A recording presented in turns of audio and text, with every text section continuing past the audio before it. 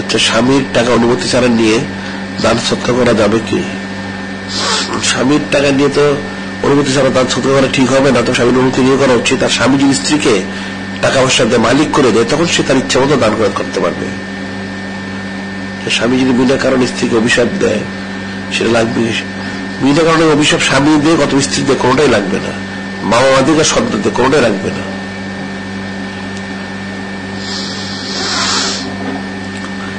সোয়াল হচ্ছে সোমবার এবং শুক্রবার দিন সোয়ালকারী তার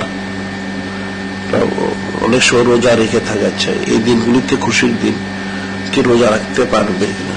হ্যাঁ, রোজা রাখতে পারবে না, রোজা রাখতে পারবে। এখন অবস্থা অনুযায়ী রোজা রাখবে, রোজা রাখতে পারবে, না রাখতে পারবে, দুইটি সম্ভব। ওটা তো কোনো রাখারও আদেশ নেই, না রাখারও নিষেধ নাই। রাখার জন্য নিষেধও করা হয়নি, রাখতে পারবে না অথবা রাখতে হবে সেটা বলেনি, অবস্থা অনুযায়ী। সোয়ালকারীর স্বামী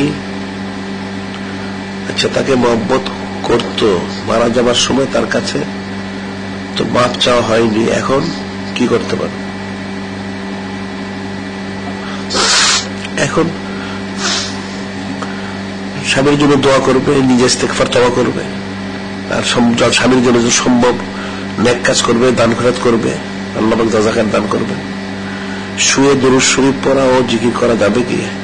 যদি দুর্বল থাকে, দুর্বলতা অনুভব করে, তাহলে দুরূদ শরীফ জিকির করতে পারবে, সে কোনো অসুবিধা নেই।